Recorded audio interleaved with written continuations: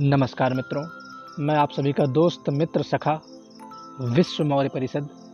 आइए आज आपको कुछ इतिहास के पन्नों से रूबरू करता हूँ व परिचित करवाता हूँ। देरी नहीं करूँगा, आपको जल्द ही उस चीज़ से रूबरू करवाऊँगा और अवगत कराऊँगा कि इतिहास में क्या घटित हुआ है, क्या हमारे साथ छल कपट हुआ है, क्या हमारे साथ षड्यंत्र हुआ है। हमारे इतिहास को इन वामपंथियों ने मिलकर इन 70 सालों में भारत के इतिहास के असली पन्ने कैसे फाड़े और क्या क्या जोड़ देखिए। भारत का इतिहास सिंधु घाटी सभ्यता से शुरू नहीं होता, बल्कि सरयू तट से शुरू होता है, जहां महर्षि मनु को अपने मनुष्य होने का ज्ञान हुआ और मानव सभ्यता विकसित हुई। रामायण महाभारत सनातनियों हिंदुओं का धर्म ग्रंथ हो सकते थे। शैक्षिक रूप से ये भारत का इतिहास है जिन्हें पाठ्यक्रम में शामिल नहीं किया गया।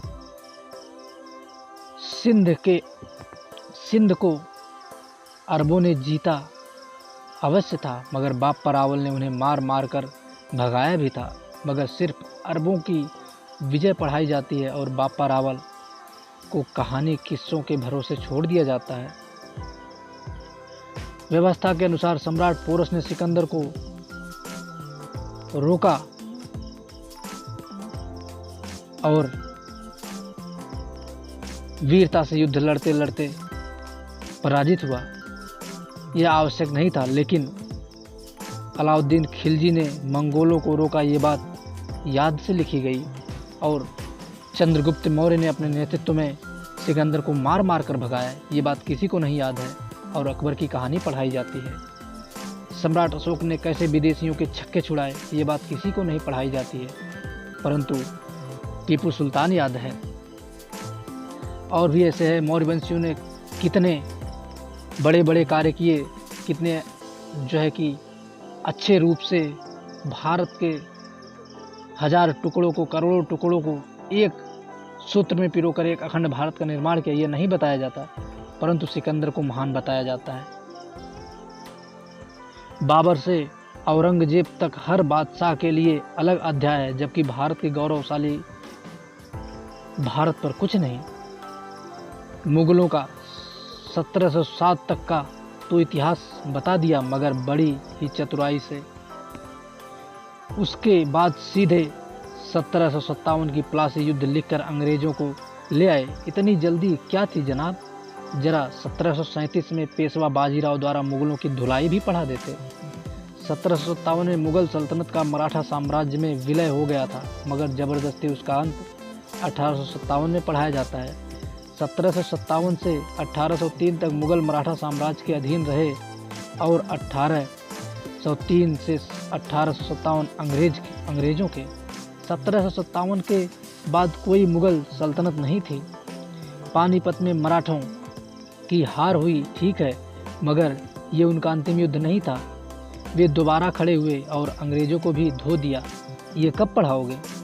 सिर्फ पानीपत पढ़ा दिया ताकि संदेश यह जाए कि सनातनियों ने हर युद्ध हारा, जबकि युद्ध के बाद महादजी सिंधिया ने अफगानों को जमकर कूटा था।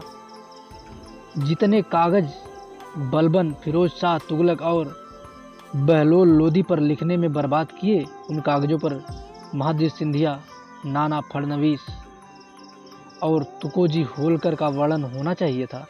भारत ब्रिटेन का गुलाम नहीं, उपनिवेश था। भारत 200 नहीं 129 वर्ष ब्रिटेन की कॉलोनी रहा। 1818 में मराठा साम्राज्य के पतन से 1947 में कांग्रेस शासन तक। आंग्ल मराठा युद्ध 1857 की क्रांति से भी बड़े थे, इसलिए उनका विवरण पहले होना चाहिए, मगर गायब है, क्योंकि बखान टीपू सुल्तान का करना था। 1947 में दो राष्ट्रों का उदय नहीं हुआ, बल्कि एक ही का हुआ। भारत सदियों से उदित है और हमेशा रहेगा। ज़्यादा सेकुलर हो तो दूसरे आतंकी राष्ट्र की चिंता करो। नक्शे पर कुछ ही दिन का मेहमान है। 1962 में भारत चीन से पराजित हुआ, मगर 1967 में चीन को हराया भी वो कौन पढ़ाएगा। सामाजिक विज्ञान में एक पाठ आता है, भारत और आतंकवाद। उसमें बड़े बड़े उदाहरण बताए जाते हैं, मगर उनके पीछे का इस्लामिक कारण नहीं पढ़ाया जाता। कुल मिलाकर भारत भूमि के साथ बहुत आघात किया है। कांग्रेस, वामपंथी और सेकुलर राजनीति दलों ने मिलकर हमारी पीढ़ियों को झूठा इतिहास पढ़ाकर स्वाभिमान शून्य करने का सुनियोजित षड्यंत्र किया गया। अर्थात स्वाभिमान शून्य करने का सुनियोजित षड्यंत्र किया गया। 70 वर्षों तक स्कूलों में झूठा इतिहास पढ़ाकर सनातनियों की 3 पीढ़ियों को स्वाभिमान शून्य कर दिया, जिसका खामियाजा आज देश भुगत रहा है। सनातन देश, धर्म और अपने इतिहास से अनजान हो गया। हर सनातनी अपने देश, धर्म और अपने इतिहास से अनजान हो गया, और यही उद्देश्य था कांग्रेस, वामपंथियों और विदेशियों का। मित्रों, ये पार्टीवाद मत लीजिए, क्योंकि जो शुरू से पार्टी आई है उसके बारे में बता रहा हूँ। चाहे भाजपा हो, चाहे कांग्रेस हो, चाहे बहुजन हो या समाजवादी पार्टी हो, कई पार्टियाँ, सभी पार्टियों को मैं नाम लेता हूँ। सभी लोग अपना अपना राजनीतिक, अपना अपना रोटी सेक रहे हैं राजनीतिक। कोई किसी का भला नहीं कर रहा है, ये मैं डंके की चोट पे कहता हूँ। हाँ, कई लोग हैं अगर एक तरफ से भला कर रहे हैं तो पीछे से काट रहे हैं, ऐसा कर रहे हैं ताकि लोगों को लगे। कहते हैं ना, हाथी का दांत दिखाने का कुछ और खाने का कुछ और। इसलिए आप लोग अपने ऊपर निर्भर रहिए, जिसे कहते हैं आत्मनिर्भर। ये मोदी जी नहीं कह रहे हैं, ये बहुत पहले ही चंद्रगुप्त मौर्य, हाँ वही विश्व शासक, अखंड भारत के संस्थापक चक्रवर्ती सम्राट चंद्रगुप्त मौर्य जी कह गए, अगर आपको आगे बढ़ना है तो आत्मनिर्भर बनो। वो खुद आत्मनिर्भर बने थे और करके दिखाए थे। शून्य से शिखर तक पहुँचे थे, शून्य से 100 तक तय किए थे। ऐसा आज तक पूरे विश्व में कोई नहीं हुआ है चक्रवर्ती सम्राट चंद्रगुप्त मौर्य के जैसा। और विश्व मौर्य परिषद उनके सम्मान में हर चुनौती स्वीकारने को तैयार है, हर युद्ध लड़ने को तैयार है, हर मार्ग से गुजरने को तैयार है। चंद्रगुप्त मौर्य के सम्मान में विश्व मौर्य परिषद तत्पर था, तत्पर है, हमेशा तत्पर रहेगा। और तमाम मौर्य समाज के संगठन है, तमाम हिंदू समाज के संगठन है, तमाम बौद्ध समाज के संगठन है, जैन समाज के संगठन है, सब लोग क्या कर रहे हैं? इतना संगठन, NGO, ट्रस्ट, संस्थान, पार्टियां, ये सब क्या कर रही हैं? केवल समाज को लूट रही हैं, समाज को अंधेरे में रखी हुई हैं, पूरे देश को बर्बाद कर रही हैं। लेकिन विश्व मौर्य परिषद ये सब देख रहा है और ज़रूर इसका हिसाब सबसे मांगेगा। विश्व मौर्य परिषद एक एक करके सबसे हिसाब मांगेगा और सबको हिसाब देना होगा। नहीं देना होगा उसकी सज़ा भी तय की जाएगी। इसके लिए अभी भी समय, सब लोग सुधर जाइए, नहीं तो फिर इसका अंजाम क्या होगा, इसका परिणाम क्या होगा, इसका कीमत तुम सबको चुकाना होगा। सभी पार्टियों को कह रहा हूँ, सभी संगठनों को कह रहा हूँ, आज जो दूसरे की कॉपी करके बोल लेते हैं, दूसरे की कॉपी करके लिख लेते हैं, दूसरे के मटेरियल पे अपना नाम चिपका करके चला लेते हैं, ये कब तक करोगे? अरे कुछ तो अपना काम करो, कुछ तो आत्मनिर्भर बनो, कब तक दूसरे की कॉपी करोगे? अब हमारे ही संगठन को देख लीजिए, विश्व मौर्य परिषद। अरे कई लोग हैं विश्व मौर्य परिषद के पहले कुछ एक शब्द जोड़ दिए, बहुत बड़ा 30 मार्खा बनने लगे हैं। बताइए, जबकि पहले हमारे ही संगठन में काम करते थे, क्योंकि उन्हें गलत काम करने नहीं दिया गया। क्योंकि विश्व मौर्य परिषद ना तो झूठ बर्दाश्त करता है, ना तो गलत काम बर्दाश्त करता है। सबके लिए दंड का प्रावधान है। इसके लिए विश्व मौर्य परिषद के सामने सही से पेश आइए। विश्व मौर्य परिषद जैसा देता है वैसा लेना भी जानता है। इसके लिए इसके सामने सही रूप से उपस्थिति दर्ज कराइए।